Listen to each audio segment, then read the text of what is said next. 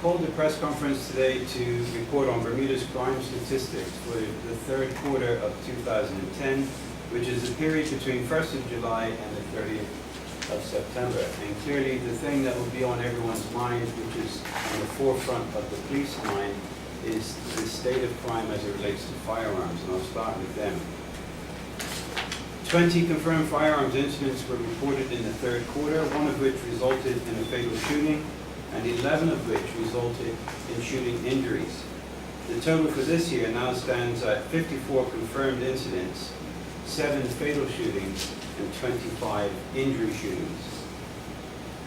The Serious Crime Unit, which investigates these crimes, now has the following active and open cases: 17 murder investigations, 11 of which have occurred since May of 2009, and 33 attempted murder investigations. Now the good news is the progress that's been made on these cases. There have been 5 trials this year with 5 convictions in a row, 1 for attempted murder and 4 other firearms offenses. 18 people now have been charged before the court, and they account for 11 trials that are pending: 5 charges of murder, 7 charges of attempted murder, 6 charges of other firearms offenses. Now the long-term trend for firearms offenses is still increasing at a substantial rate, but so is the conviction and the detection rate. And I think it's important that I pause and take this opportunity to thank sincerely all the members of the public for their continuing and also increasing assistance in these serious investigations. Also to recognize the courage of those victims and witnesses that have come forward and they're taking the stand in court. And also to encourage the rest of the people of Bermuda to do the right thing, to do their part, and provide information that's needed to bring the remaining offenders to justice. Moving into the broader perspective of crime on the statistical report, total crime for the third quarter has risen by 191 offenses to 1,258. But it must be remembered that it's being compared with the second quarter, which was in fact the lowest in the last 5 years. So that is not really alarming, because it is being compared with a record low. While the quarter is slightly higher than average for the last 12 months, longer term it is actually lower than average for the last 5 years. In terms of a year-to-year comparison, total crime is down by 13% over 2009. So the long-term trend of total crime in Bermuda can be described as stable. In terms of crimes against the person, these are mainly homicide, assaults, and robberies. The second quarter report of 195 cases marks a 10% reduction over the last quarter, and the number is the lowest it's been since March of 2009. The long-term trend has finally stopped rising and is now stable. The decrease is mainly attributed to a decrease in robberies, which fell from 28 to 19, and sexual assaults, which fell from 17 to 4. The next category is crimes against property. This is essentially burglary, vehicle theft, property theft, and fraud. This category has sadly reversed its long-time downward trend with a sudden upward spike. An additional 215 offenses were reported over the last quarter for a total of 832. This is a significant increase over the last quarter, but it is still below the average of the last 5 years. And this is attributed to increases across the board of residential burglary, criminal damage, vehicle theft, property theft, and fraud. Crimes against the community are generally crimes where there is no specific victim. These are things like firearms offenses, weapons offenses, and disorderly conduct in public. The category is down by 2 incidents from the last quarter to 231, but the long-term trend is obviously still increasing. Reductions in antisocial behavior and disorder offenses unfortunately were offset by an increase of 11 firearms offenses over the last quarter. In terms of drug enforcement activity, the activity fell slightly by 39 offenses from the last quarter, but let me just put that into perspective. quarter 3 is still the second highest quarter in terms of drug seizures in the last 5 years, and it's second to the last quarter, and it is nearly 120% higher than the average for 2009. The drug seizures include 28 seizures at the ports of entry by the staff of the Customs Department, valuing $454,000 worth of drugs. 2 seizures were made by overseas law enforcement agency where the drugs were destined for Bermuda. They totaled $1.85 million worth of drugs. And 210 local street seizures totaling $78,000.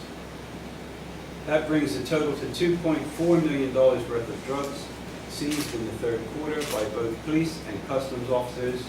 The bulk of that is represented by cannabis, and that brings the year-to-date total confiscations to $8.3 million worth of drugs.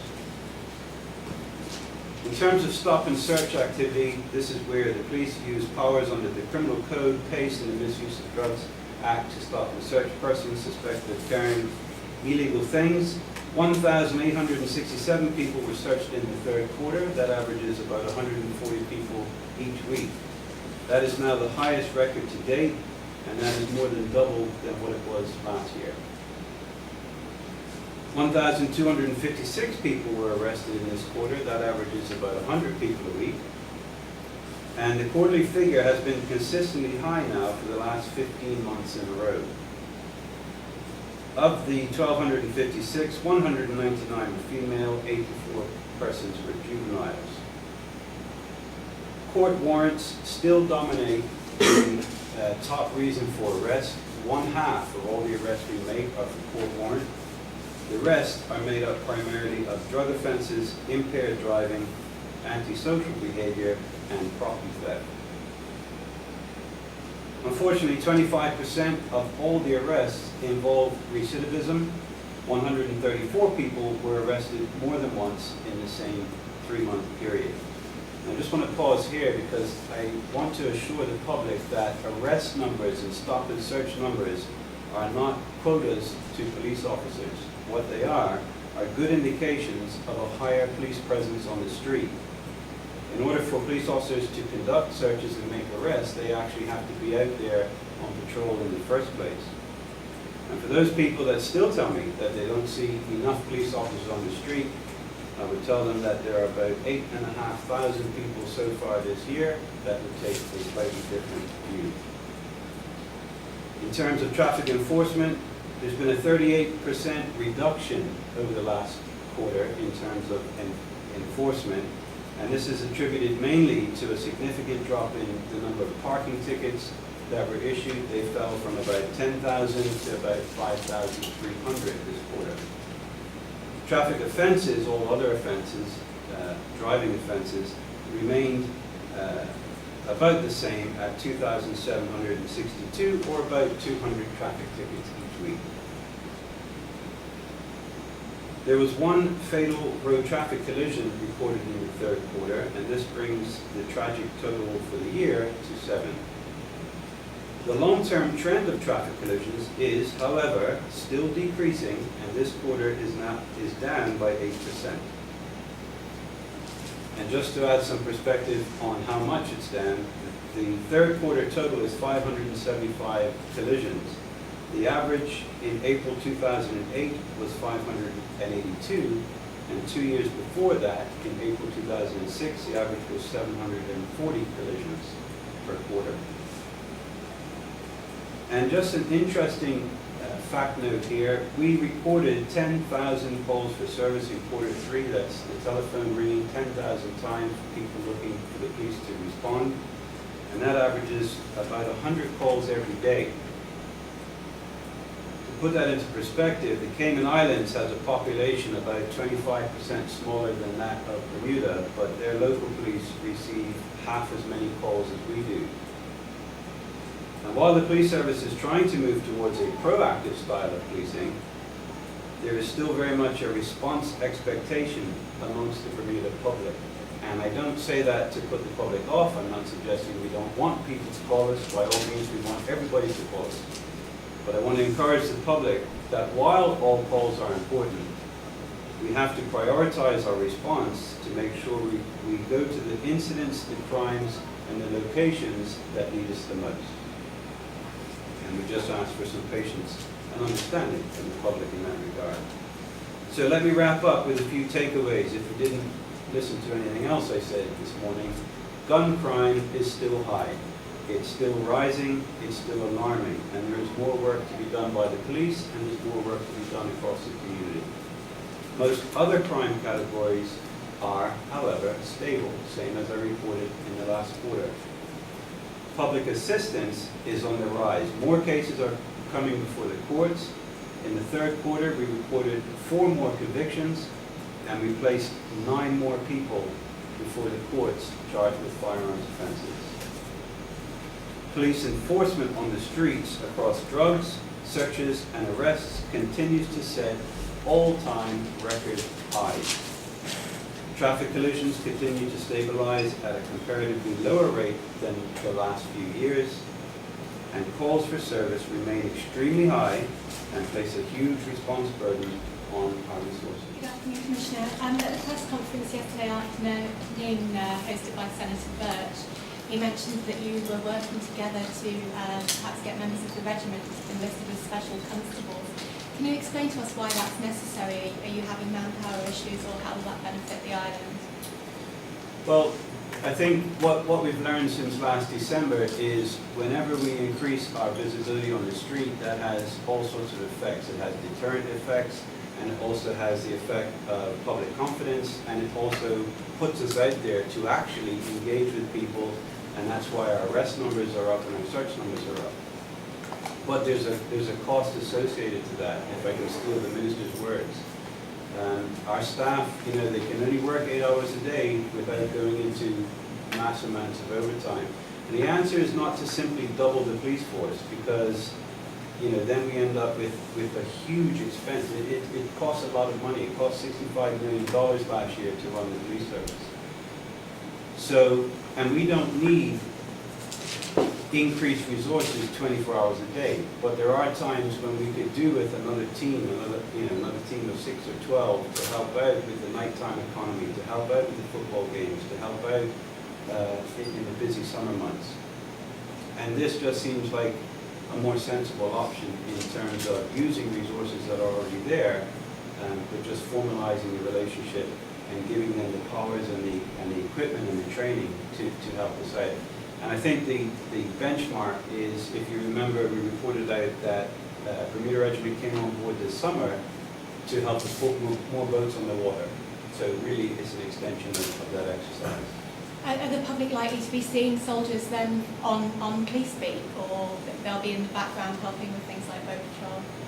Well, it's still very much a work in progress, but the basic concept is that they would be on the beat and they would help out at the busiest times. Mr. Darby? Crimes against property, I suppose that's linked to the economy and the fact that there's more people out there looking for money and for drugs. Well, I'm not a social scientist, but I would anecdotally say that this is all part of the life cycle of offending. That with recidivism thrown in there, when prolific career burglars are off the street, the numbers go down. When they're on the street, the numbers go up. I know that sounds quite simplistic, but that is the reality of the nature of that crime. It is a career crime that's driven by the need to acquire, whether it's money or whether it's goods, but it's the need to acquire to fund normally a drug habit or some other type of criminal enterprise. That's the nature of the crime. You asked for an inspection of your police force, and that's been agreed to apparently. What was your main reason for that? The main reason is I think it's a healthy thing to do, and we're well overdue for it. The last time Her Majesty's Inspectorate came down was 2003, and we had in the region of I think 15 recommendations, and we implemented all of them within a couple of years. So I think it's a healthy thing to do, to have an independent agency take a look at what you're doing, to A, validate that you've got some things right, but to also give you examples of where you can improve and where you can introduce best practice that perhaps we're not aware of. Actually, you mentioned in relation to the firearms offences that it's still an alarming figure, and still more could be done by the police. You're throwing all your resources at this. What more can be done? More of the same. I think that's the message we're saying. We want to see more of the same. So we want to see the same level of energy and commitment that our serious crime unit is putting into what can only be described as relentless pursuits in terms of investigations. Those officers are working extremely hard, and I take every opportunity to remind them, although they're sort of behind the scenes, the results are now speaking for themselves. So more of the same, more investigative expertise being applied, more diligent police officers on patrol, doing stops and searches, keeping perimeters safe by checking for weapons, and more assistance from the public and more confidence from the public that we're actually getting some significant traction on this. As this is a new high for firearms offences and injuries and fatalities, do you think that means there are more guns on the street? It's a question that's been asked before in previous quarterly reviews after this figure. In terms of raw numbers of guns, no. We have no reason to think there are any more guns than there were 3 months ago or 12 months ago. Commissioner, can you tell us about cell phones and driving?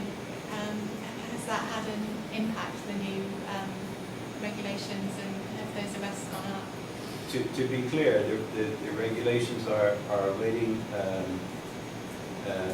an amendment that needs to come out of the next session of the legislature to be able to enable the police to actually ticket the offences. So we're not in a position where we're enforcing the new legislation just yet. Commissioner, would you be open to issuing a gun amnesty sometime in the future? Gun amnesty really would be a matter for the Attorney General. Any other questions? Just one, Mr. Commissioner. In relation to vehicle crime, that's almost doubled in the last quarter, not quite. But is there anything that you can pin down as to why that's the case? Summertime. Yeah, remember the third quarter is mostly the summer period when the schools are out. A lot of those removals are, I hate to say it, this is going to sound Bermudian, traditional crime that peaks every summer because of the rental cycles and delivery cycles that get stolen. A lot of those are stolen for joyriding and just idle teenagers with nothing to do with their time. Is that something you hear a lot about, joyriding? Across the island? Not a whole lot, no. I think a lot of it's to do with parts and other issues. But I mean, this is one of those community problems that's been around for probably since we imported the first Cyrus 40 years ago. It's a perennial problem. So looking at the bigger picture, the overall crime trend, are you confident these latest statistics are showing a general either stability or a decrease, or how much can you read into them? I think one of the things that we changed last year was to make sure that people understand that while you can make statistics say anything you want, the longer you do the comparison, the less you can bend the numbers. So we do not make comparisons from one quarter to the next. For that exact reason, the example we just looked at, we would expect cycle theft to be up in July and down in December. So we don't compare one quarter to the next. We compare year on year, and we look at a 5-year band. So we look for the last 12 months, but we're also longer term, we're looking at 5 years. And if you get a copy of our report out, I would encourage you to look at the graphs, because we graph the information so it paints a picture. There's a top line and a bottom line. So the top line is in terms of deviation, anything above the top line is bad, and anything below the bottom line is good, and we would expect the line to sort of meander somewhere in the center. And that's what they're doing. That's what they're doing. So that's why we use the term crime is stabilizing. The category that doesn't fit into that, obviously, is firearms.